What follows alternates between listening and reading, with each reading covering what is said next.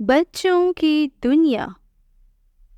کہانی کا عنوان مزیدار پھل۔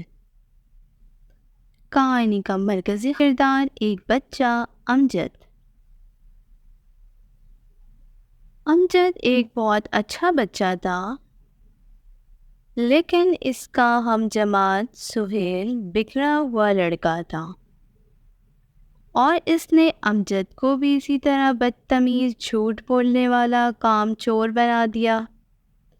امجد بھی پڑھائی سے بھاگنے والا بچہ بن گیا۔ جب وہ پہلی مرتبہ فیل ہوا تو گھر والوں نے اسے بہت ڈانٹا اور اس پر مختلف پابندیاں لگا دیں۔ رات میں امجد بہت دیر تک جاگتا رہا۔ اسے آج اپنے سب دوستوں کے سامنے بہت شرمندگی محسوس ہوئی تھی، کیونکہ وہ ہمیشہ کلاس میں نمایاں نمبر لے کر پاس ہوتا تھا۔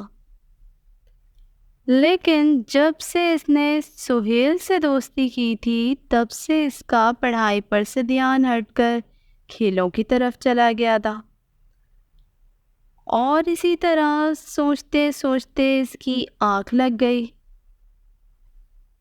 وہ خود کو ایک خوبصورت باغ میں کھڑا دیکھتا ہے، جہاں ہر طرف رنگ برنگے پھول اپنے بہار دکھا رہے تھے۔ ایک طرف مزیدار پھلوں کے درخت لگے ہوئے تھے، جن کو دیکھ کر اس کے منہ میں پانی آ جاتا۔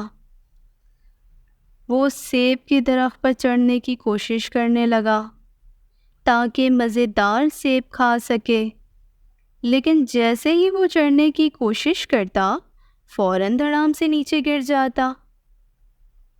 آخر تنگ آ کر باغ کی نرم اور نازک گھاس پر بیٹھ گیا۔ اسی وقت اس کے سامنے ایک بزرگ آتے ہوئے دکھائی دیے۔ ان کا لباس سفید اور اجلا، چہرہ نورانی تھا۔ امجد نے انہیں ادب سے سلام کیا اور کہا، بابا جی، دیکھیں میں کب سے سیب کھانے کی کوشش کر رہا ہوں، لیکن بار بار درخت پر سے پھسل کر گر جاتا ہوں، میں کیا کروں؟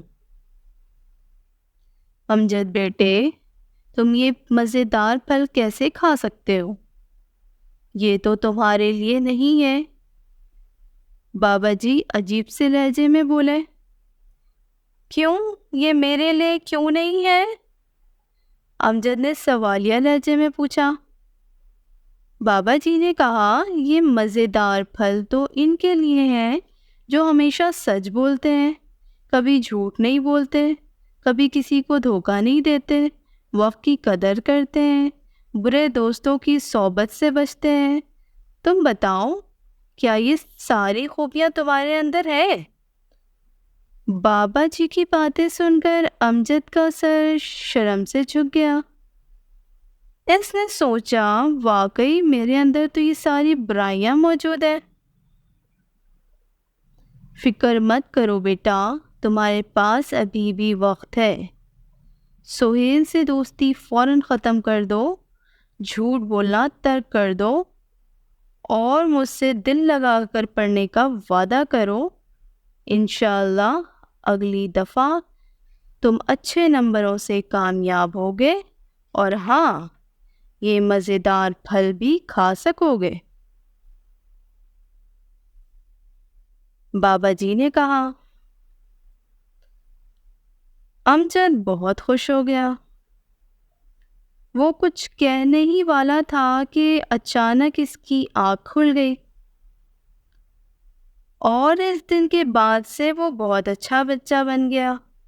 اس نے سہیل سے دوستی بھی ختم کر دی، جھوٹ بولنے سے بھی توبہ کر لی، اور وقت کی قدر کرنے کا فیصلہ کر لیا تاکہ محنت کر کے اور میٹھے مزیدار پھل کھا سکے۔